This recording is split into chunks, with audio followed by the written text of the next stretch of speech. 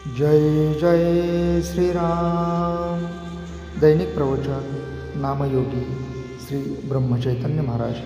विषय शाश्वतचे सुख कसे लाभेल. एखादा प्रवचन करणारा घ्या किंवा मोठा वैदिक कर्मे करणारा घ्या, त्याला त्यापासून समाधान मिळेलच असे नाही. तो असमाधानातच असतो. कळू लागल्यापासून आपण सदआचरणाने वागत असून आणि देवधर्म करीत असूनही आपल्याला समाधान लाभत नाही. याचे कारण काय? तर आपले ध्येय निश्चित झालेले नसते. आपण नीतीने वागतो ते लोकांच्या भीतीने. कारण आपण वाईट वागलो तर लोक आपल्याला नावे ठेवतील. लौकिकासाठी केलेले कर्म कधीही समाधान देऊ शकत नाही. पापकर्म करणाऱ्यालाही समाधान लाभत नाही. कारण त्यालासुद्धा आपण करतो हे वाईट आहे असे वाटतच असते. श्री महाराज म्हणतात, एकदा एक गृहस्थ माझ्याकडे आला आणि म्हणाला, देवापाशी काही न्याय नाही, तो अगदी अन्यायी आहे. मी त्याला विचारले, असे झाले तरी काय?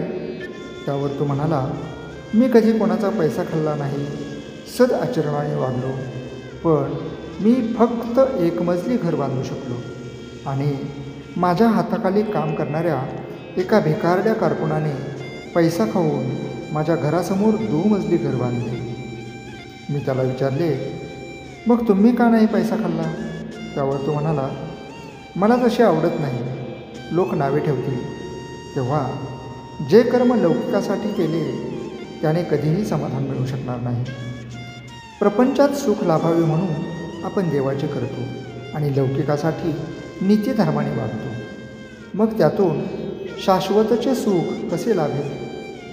अंगावर चांगले दागिने घातले, उत्तम लुगडे नेसले, परंतु कुंकू जर कपाळाला नसेल तर या सर्वांची काय किंमत?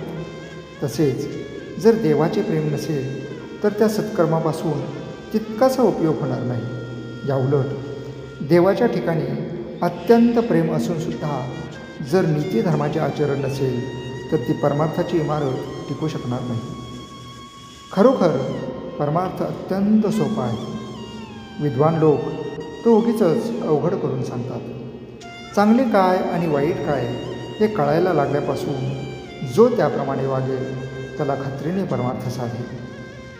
परमार्थ 3 पैकी कोणत्याही एका गोष्टीने साधू शकेल.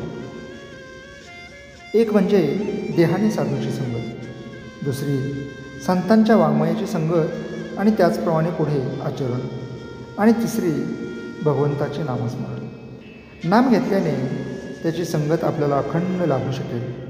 संतांनी सांगितले ते संशय न घेता विश्वासाने करणे ही पहिली पायरी, आणि ते पुढे निश्चयाने, श्रद्धेने आणि प्रेमाने चालू ठेवणे ही शेवटची पायरी.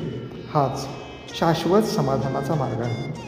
आजचे बोधवचन: जग काय म्हणेल म्हणून वागणे याचे नाव व्यवहार, आणि भगवंत काय म्हणेल म्हणून वागणे याचे नाव परमार्थ. जय जय श्रीराम.